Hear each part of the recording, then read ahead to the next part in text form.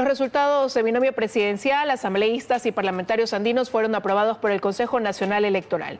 Este lunes se reinstaló la audiencia pública de escrutinios. 11 de la mañana, el Pleno del Consejo Nacional Electoral reinstaló esta audiencia pública de escrutinios para conocer los últimos resultados de las 3 circunscripciones del exterior. Aquí se conoció, por ejemplo, que existió una reclamación que fue rechazada por el Pleno, pues no se presentaron las pruebas suficientes. Luego se procedió a aprobar los resultados generales del binomio presidencial, asambleístas nacionales y del exterior, y también parlamentarios andinos. Sin embargo, a última hora se recibió una última reclamación por parte de Revolución Ciudadana, que en pocos minutos más será tratada por los consejeros. Una vez que eso se resuelva, entonces se abrirá el plazo para que las organizaciones políticas puedan presentar sus recursos. Escuchemos más detalles del consejero José Cabrera. Toda resolución tomada por el Consejo Nacional Electoral es susceptible de apelaciones, impugnaciones. Viene ese periodo, luego de que han sido comunicados oficialmente, tienen 2 días para presentar ante el Consejo Nacional Electoral y 3 ante el Tribunal Contencioso Electoral. Posterior a eso viene ya en la dignidad presidencial la proclamación y obviamente la información de la segunda vuelta. En el caso de asambleístas nacionales, provinciales, va el proceso de asignación de escaños. Y bien, con ello entonces se podría adelantar la proclamación de resultados que estaba prevista para el 22 de marzo y con ello empezarían los preparativos para la segunda vuelta, que recordemos será el próximo 13 de abril. Uno de los cambios que también podrían ocurrir en esta segunda vuelta es que no se permite el uso de celulares ni el tomar fotografías de las papeletas por temas de seguridad. El consejero José Cabrera informó que esta tarde tenían prevista una reunión con las Fuerzas Armadas que tuvo que ser reprogramada por cuestiones de agenda. En todo caso, esa es una decisión que se conocerá en los próximos días. Ahora les contamos que entre el 2008 y el 2023 el Estado ha destinado $200 millones para el fondo partidario y el de promoción electoral. La cifra la entregó el Ministerio de Finanzas a la comisión que trata una reforma propuesta por el presidente para eliminar la obligación de asignar esos fondos. Las cifras las entregó este lunes un delegado del Ministerio de Finanzas a la Comisión Ocasional que tramita la reforma a los artículos 110 y 115 de la Constitución, que plantea eliminar la entrega de fondos por parte del Estado para el financiamiento de las organizaciones políticas. Son de 40.55 millones devengados ejecutados para el fondo partidario y 160.1 millones de ejecución de monto devengado para lo que es el Fondo de Promoción Electoral. Montos que suman algo más de $200 millones destinados por parte del Estado para las organizaciones políticas entre el 2008 y el 2023. Sin embargo, estos rubros, según el funcionario, corresponden al 0.1% del presupuesto general del Estado de cada año en los que se ha llevado a cabo un proceso electoral, porcentaje que, si se logra modificar la Constitución, podría destinarse por parte del gobierno al sector social, defiende la asambleísta Natalie Farinango. Hacíamos una comparación en cuanto a asignado a algunos ministerios, como el Ministerio de la Mujer, y vemos que más se ha asignado a organizaciones políticas que a ministerios. Y por ende, la importancia de esta reforma, nos faltan recursos para cubrir con todas las necesidades del país. Por ende, quitar el financiamiento a organizaciones políticas sería un ahorro para el Estado y que se puede invertir de mejor manera en todas las necesidades. Para esta primera fase de comparecencias estaba convocado el ministro de Gobierno José de la Gasca, pero no acudió. Habrá una nueva convocatoria. Según la presidenta de esa mesa, Lucía Pozo, también se analiza la conveniencia de este cambio en la democracia. No tienen todos los partidos o los candidatos la capacidad de financiar una campaña política. La otra perspectiva es, tienen derecho estos candidatos que no representan el 0.4, el 0.5 de la voluntad popular a recibir lo mismo. Arisdelis Parrales del correísmo dice que eliminar la entrega de este presupuesto puede ahondar en la desigualdad a la que se enfrentan a la hora de hacer campaña los partidos políticos. Cree que el rubro no afecta a las finanzas públicas. Un análisis, ¿no?, entre el posible impacto que tendría en el presupuesto general del Estado y el posible impacto a la democracia. La comisión prevé tener listo el informe para primer debate para finales del mes de marzo. Académicos y expertos están convocados al debate. Bajo un fuerte contingente militar y policial se mantiene el Hospital Teodoro Maldonado Carbo en Guayaquil. En efecto, estamos en los exteriores del Hospital Teodoro Maldonado Carbo, aquí en la 25 de julio. Como pudimos observar este fin de semana, pues hubo la intervención de los Ministerios de Defensa y del Interior, acompañados de la Fuerza Pública en esta casa de salud para restablecer el control que se ha dicho se ha perdido debido a la presencia de GDO o bandas criminales que estarían amenazando a los colaboradores y pacientes de este nosocomio. Vale señalar que nosotros hemos dado un recorrido en los alrededores de esa casa de salud y a simple vista no hemos podido observar uniformados como militares o fuerza policial. No obstante, entendemos por preguntas que hemos hecho a los pacientes que han salido de este punto que al interior sí están los uniformados. Pero vale señalar y recordar cómo llega al Hospital Teodoro Maldonado Carbo a estar bajo la lupa, pues se lo contamos en el siguiente reportaje. Es la segunda intervención militar y policial en menos de un mes en esta casa de salud, que a su cuenta tiene casos como el crimen de Natalie López, registrado en el 2023, quien se desempeñaba como directora administrativa, pero tan solo pudo ejercerlo por 8 meses, tiempo en el que estuvo a cargo de supervisar los contratos por servicios y compra de fármacos. Este hecho sigue en indagación, pese a estar a punto de cumplir ya 2 años. En este nosocomio también se investiga la desaparición de Ronnie Camba Torres, secuestrado el 31 de enero de este año, y también ejerció como director administrativo de este hospital, lo que denota el problema crítico de esta casa de salud, que a propósito de estos casos, en el 2020 fue intervenida por la Contraloría General del Estado por detectar indicios de responsabilidad penal, además de sanciones administrativas y civiles por $33 millones, que estaban atados a la contratación de servicios, consultorías y bienes que se hicieron desde el 2016 al 2020. Casos e investigaciones que también han provocado la inestabilidad al interior, pues por estos pasillos han pasado cerca de 6 gerentes en menos de 2 años. Tiempo en el cual se han manejado, según el CERCOP, contratos que superan los $92 millones, siendo la fabricación de prótesis los procesos con mayor rubro destinado. Es así que esta casa de salud vuelve a estar bajo observaciones, pero esta vez de los Ministerios de Defensa e Interior, que este sábado visitaron con un fuerte cordón policial y militar las instalaciones del segundo hospital más grande del IES. Estamos haciendo operativos pertinentes, hay un grupo especial que va a trabajar aquí, adicional para que la gente pueda, justamente para tener una idea de la situación que se encuentra en el hospital, con el título de mafia, con el título de GDO o delincuencia común, venimos nosotros a combatir. Se indicó asimismo que se incrementará la presencia de la fuerza pública para que los colaboradores puedan desarrollar sus actividades dentro del hospital, al igual que los 1.200 pacientes que se atienden. Como ya lo adelantaba yo dentro de este enlace, pacientes y también quienes asisten a esta casa de salud, ya sea por la parte administrativa o también médicos, pues señalan que si bien sienten pues tranquilidad al estar la presencia militar y policial aquí en esta casa de salud, pues también piden a las autoridades que se hagan investigaciones profundas, sobre todo en temas administrativos, donde se sabe que está el punto crítico de esta casa de salud.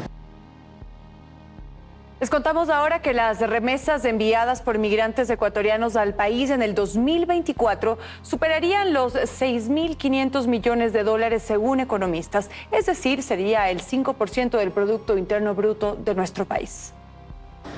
Las remesas enviadas en 2024 podrían alcanzar niveles sin precedentes en el país. Esto debido a la escalada de la migración. Eso ya es una estimación, que las remesas de todo el 2024 superen los $6.000 millones, posiblemente supere los 6.500 millones, lo cual sería de lejos el nivel más alto de remesas en la historia del país.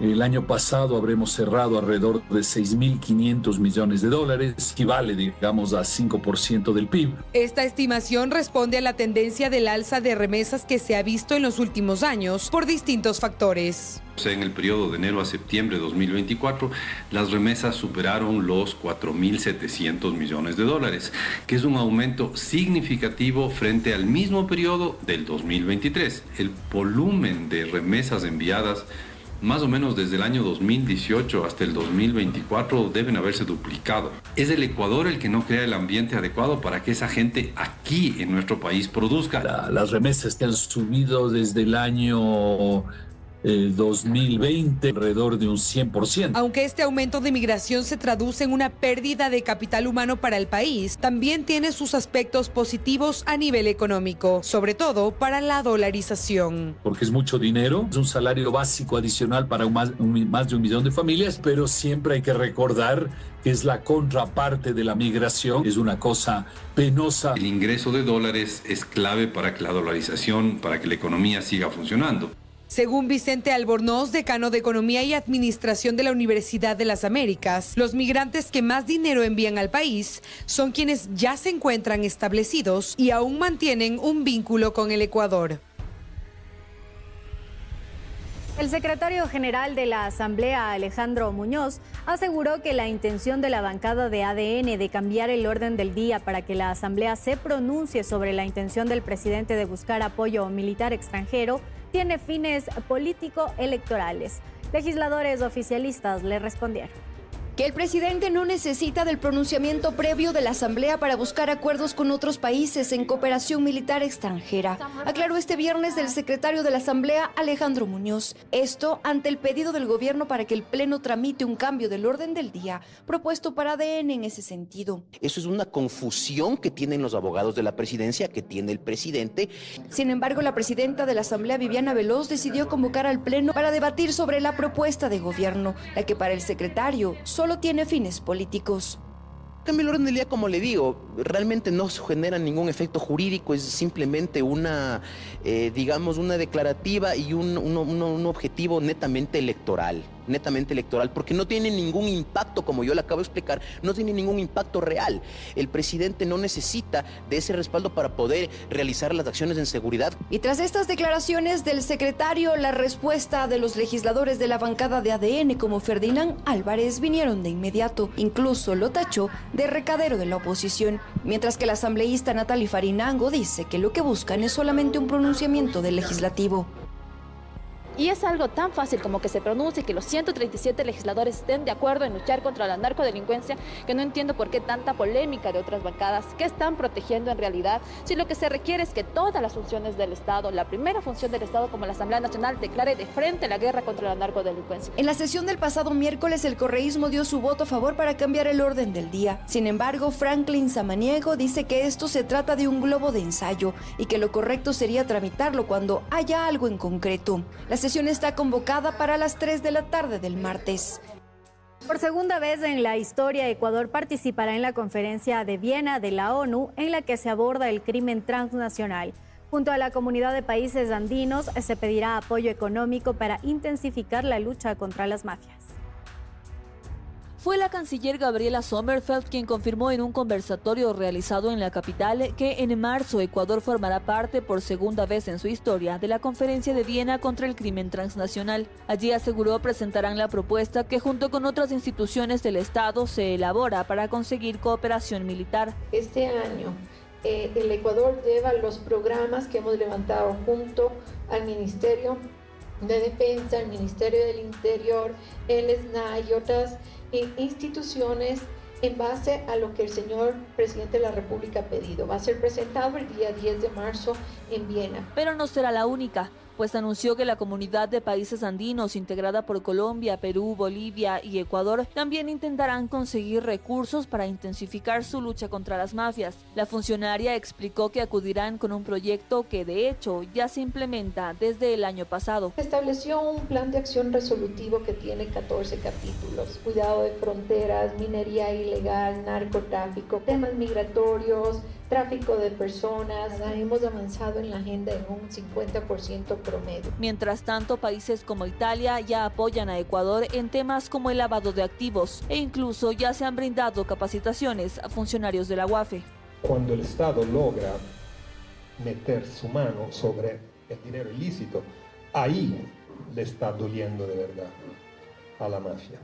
Eso es hasta más efectivo que las operaciones militares o las operaciones de policía, eso es hasta más efectivo que meterlo todo en la cárcel. En cuanto a la cooperación militar, se espera que las autoridades hagan públicos los países con los que se han conversado en los próximos días.